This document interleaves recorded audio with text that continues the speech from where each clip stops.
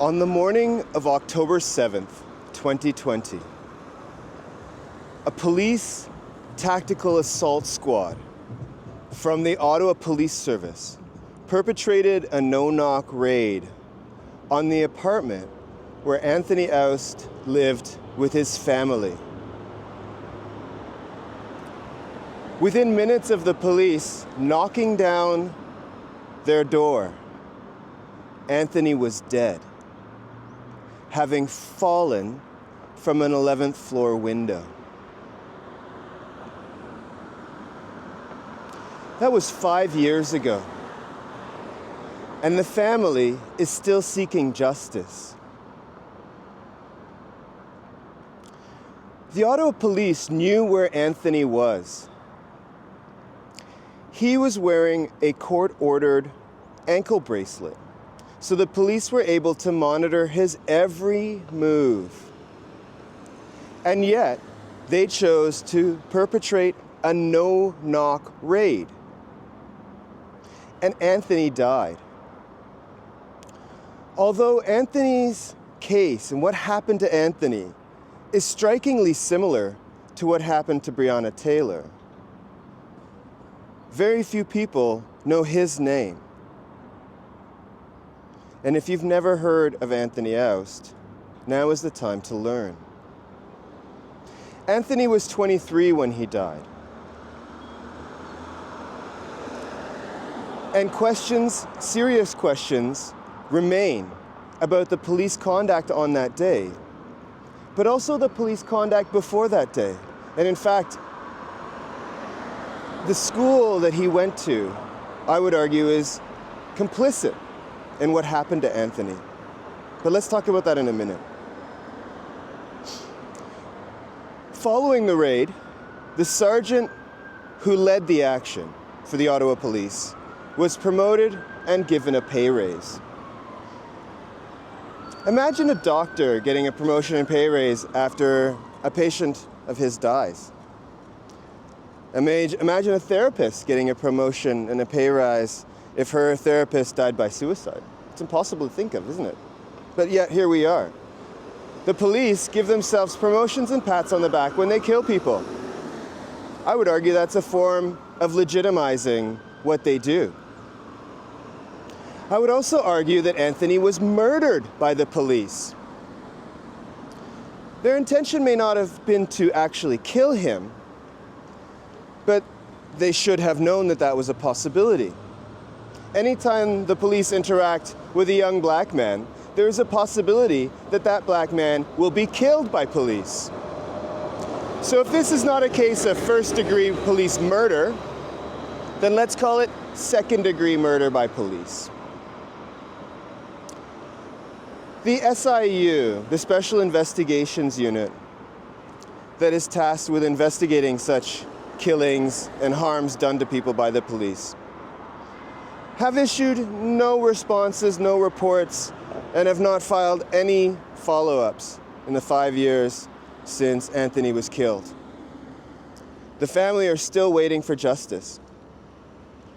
By contrast, earlier this year, when a man was killed at the Pearson Airport in Toronto by police, the SIU cleared him within days. It kind of makes you wonder why. We also have to ask why the SIU disappeared footage from the inside of the apartment of Anthony Aust's family that was provided to the SIU. The footage has disappeared and the family no longer has access to it. We have to ask what the role of the chief coroner is in this situation. Because all these years later, the chief coroner of Ottawa has refused and continues to refuse to conduct an inquest.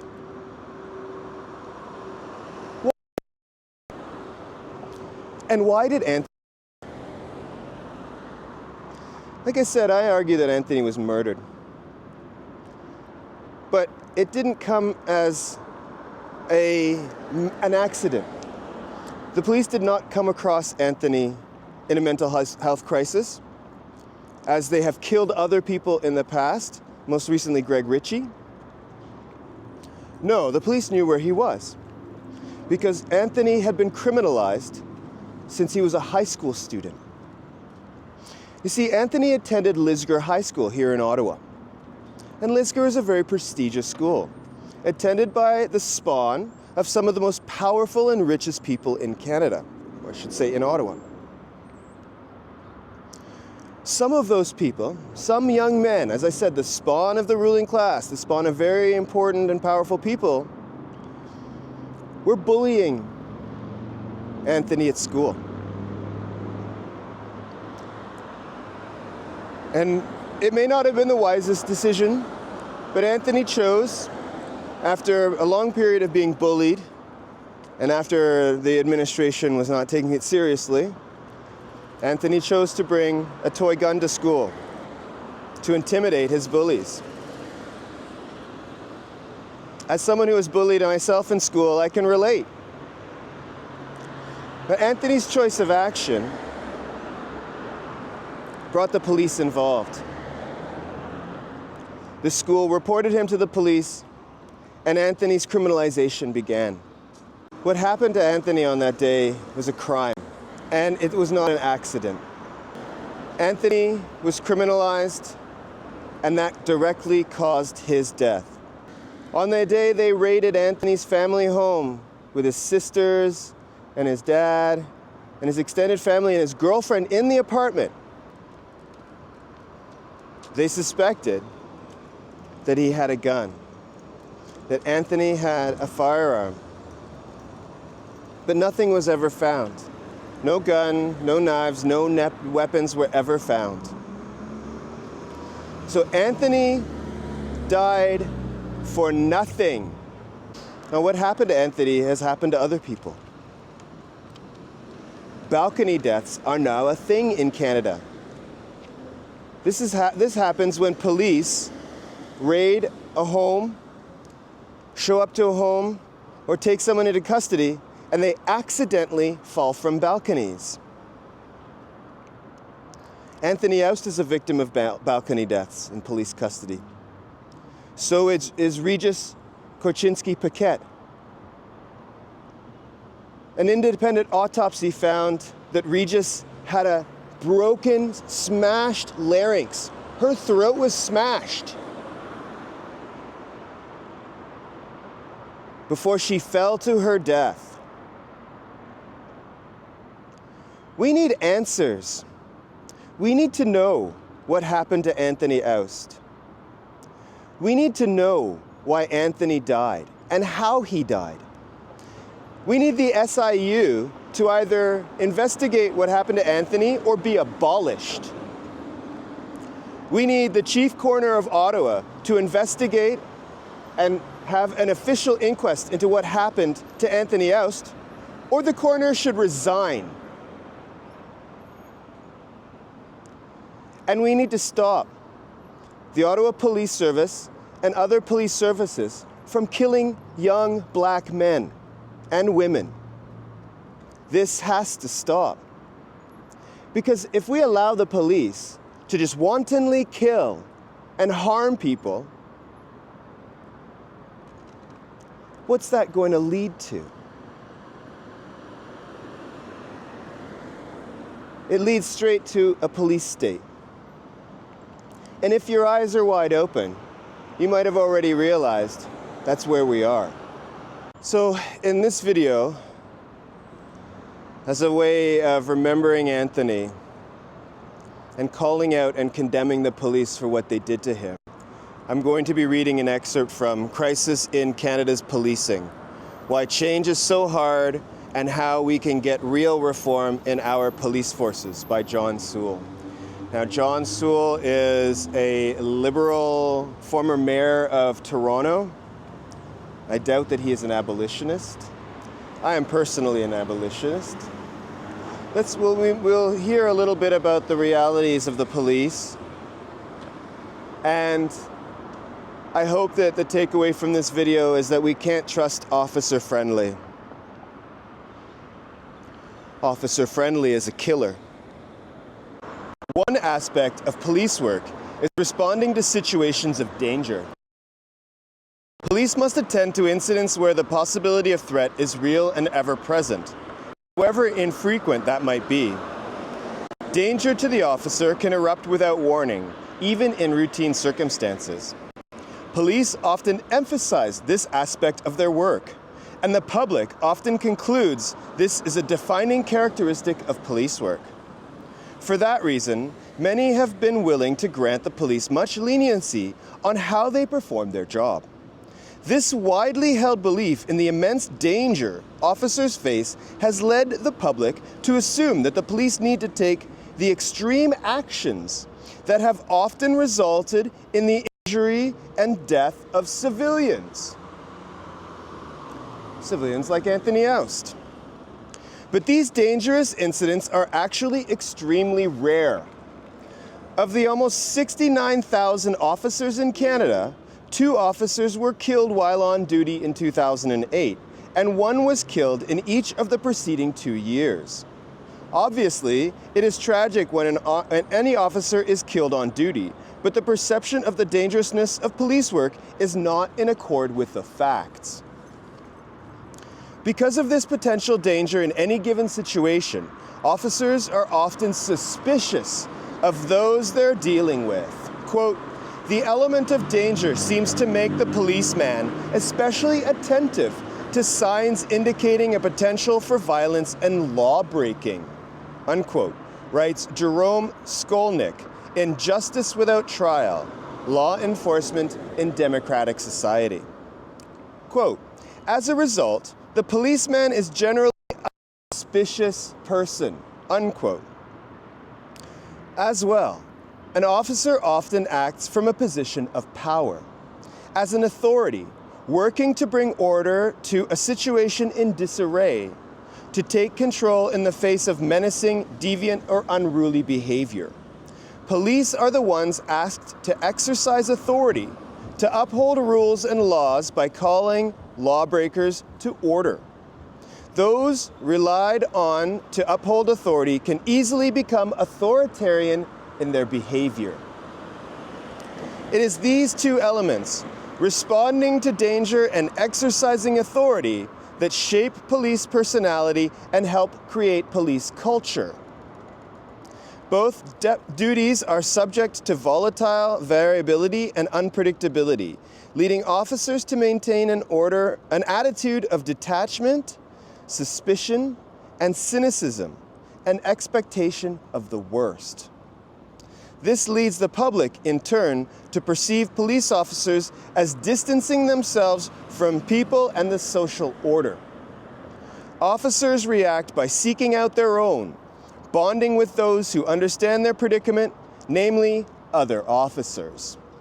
They rely on each other, trust one another, and stand up for each other, often at the expense of outsiders, including supporting fellow officers' descriptions of incidents to present a consistent police story of events, regardless of whether that description is confirmed by independent observers.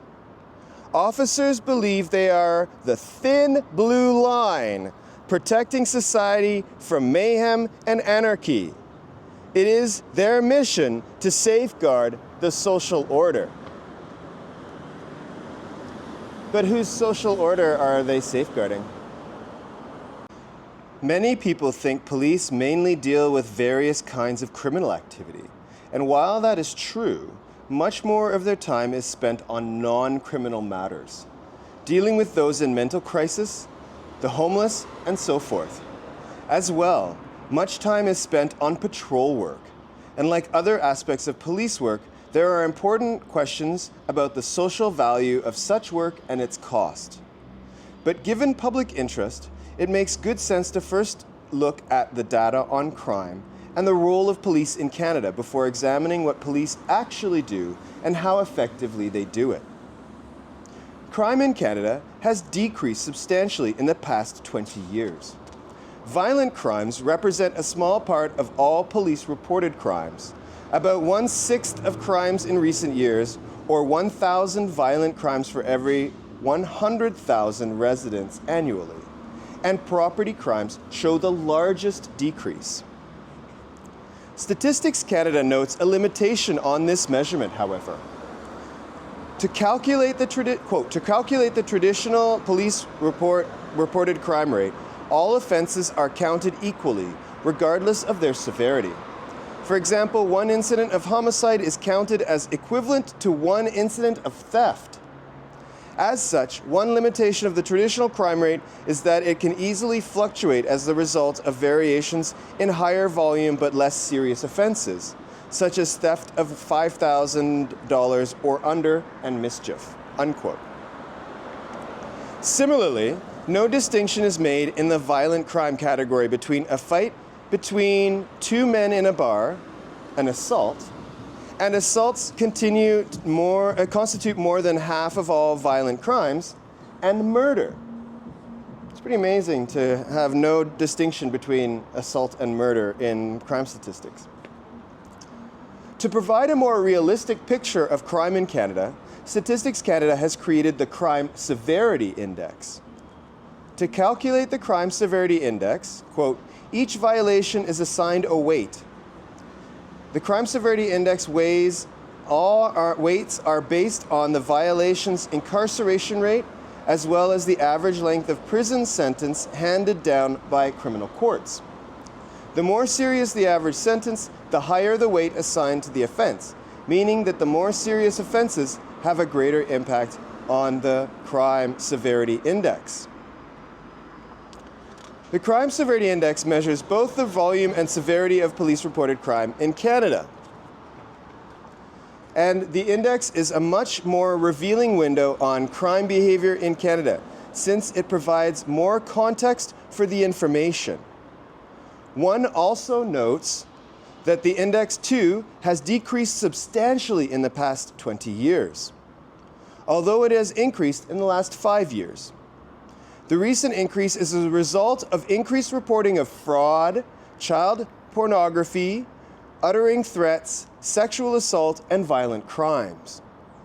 Crimes of cannabis possession have fallen in the last few years as a result of changes to the law that permit the possession of small amounts of cannabis.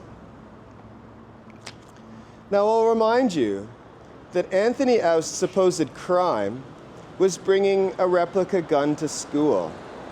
And why did he do that?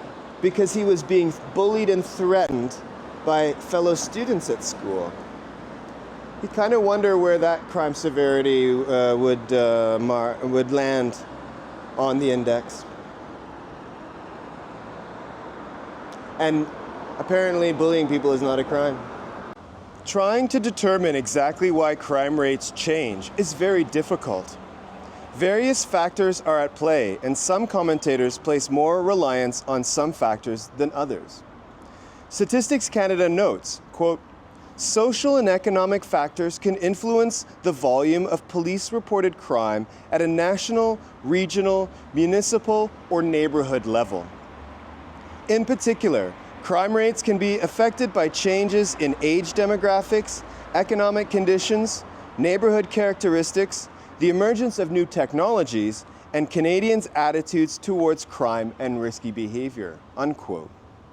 Some argue that crime rates are higher when economic inequality is more severe. The spirit level why equality is better for everyone presents powerful data to back up its title.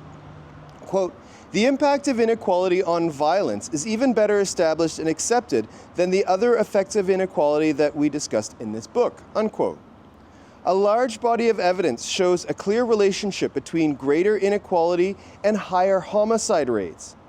And this is true in more unequal areas of a city as well as the country as a whole. The author states, quote, the violence is most often a response to disrespect, humiliation, and loss of faith. And conclude, quote, if inequality is lessened, levels of violence also decline, unquote. The age demographic is an important aspect of this, since more than 75% of crime is caused by males under 30 years of age. Explanations for this vary. Do police target this demographic for criminal activity since many officers are male? Does risky behavior diminish among men as they age? Do women have less opportunity for criminal activity? Is testosterone a factor? The Spira level shows that most murders are committed by males between the ages of 16 and 40, again citing factors of disrespect, humiliation, and loss of faith. In regard to age and crime, it is important to note that crime by youth aged 12 to 17 has decreased substantially in the last 20 years. The crime severity index for youth indicates it has decreased by half, from about 110 to about 55. In terms of absolute numbers, some 77,200 youth in Canada were charged with a crime in 2013. But the number of police officers who were charged with crimes in that time probably could be counted on one hand. Crime is also not spread evenly across the country. It varies considerably from province to province and city to city. What accounts for the major differences between cities? It does not seem this can be explained by the number of police employed in any given city, as the number of police officers per 100,000 residents varies widely from city to city. Some argue that the highest indices are a result of large indigenous populations, where rates of homicide are 5 or 6 times higher than among the rest of the population, and where racial prejudice by police leads to the targeting of indigenous populations. But this does not explain why cities which are fairly similarly culturally, Ottawa, Kingston, Toronto, Kitchener-Waterloo, and London, for example, show such different rates. This data is not for the census metropolitan areas, but for the central municipality in each census area. That is, it excludes suburban areas that surround the central municipality. So the relationship to the crime indices is not exact. Regardless, the data clearly indicates that a large number of officers does not equal a lower crime rate. The oft-heard argument that crime rates are increasing and therefore more officers are needed does not hold much weight on either count. And just a quick note here for fun. The officer who stopped and walked into the police headquarters a while ago has let their car idle. And they've been inside for about 5 or 10 minutes now. These people just don't care. They don't care about us, they don't even care about our environment. Responding to crime is obviously an important aspect of an officer's job, but this is worth looking at more closely. Data on the number of police per capita in each central city gives us some insight into the realities of responding to crime. The total number of police officers in Canada in 2018 was 68,562, while the total number of individuals charged with crimes in 2019 was 642,813. This means that there were about 10 persons charged for each police officer per year. In cities where the crime index was low, the number of persons charged per police officer was even less.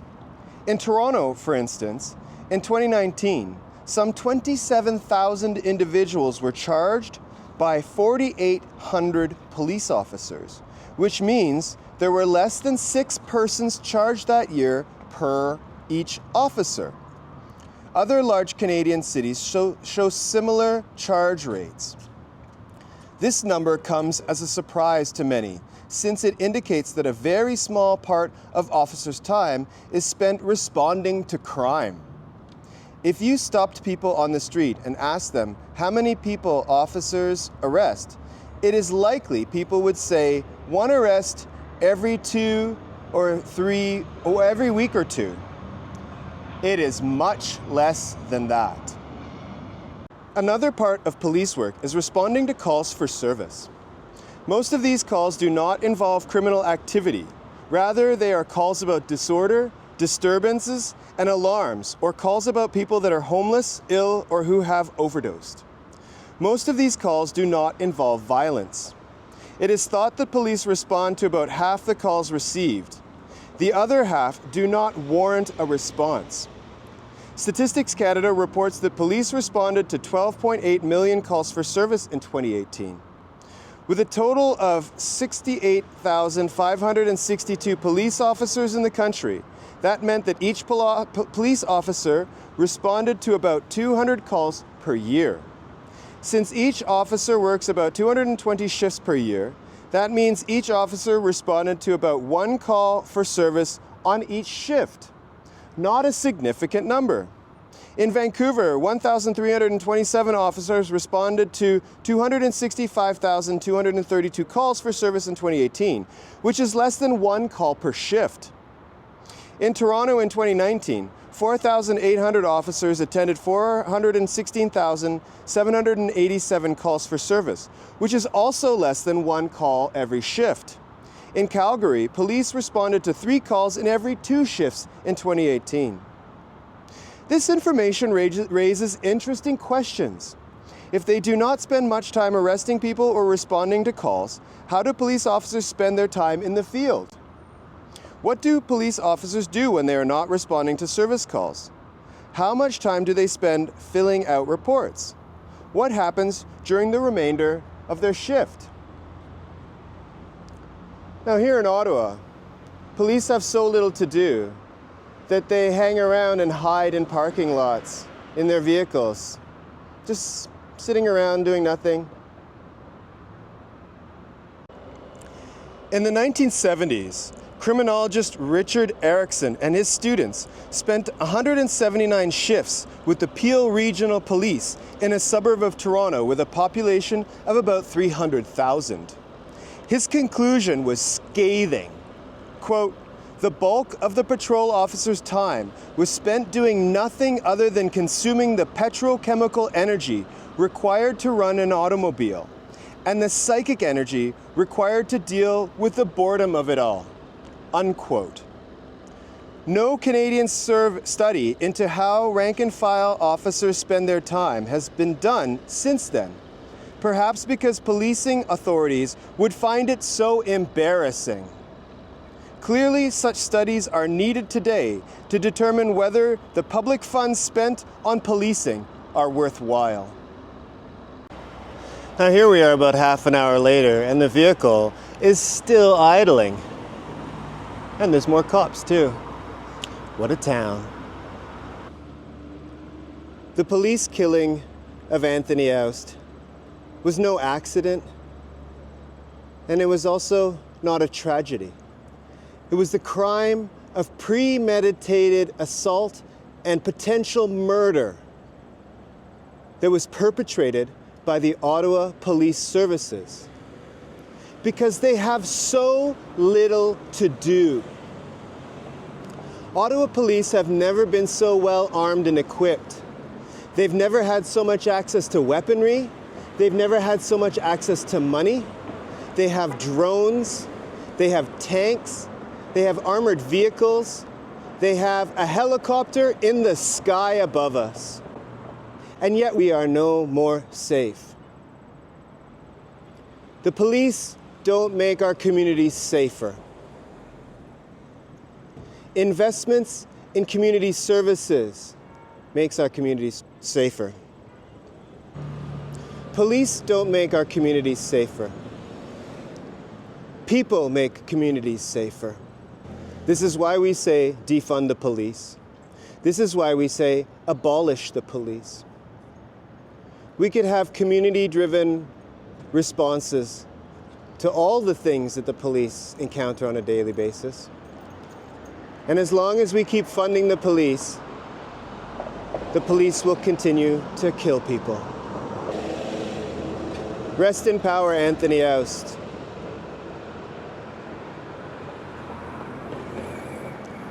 You are free and never forgotten.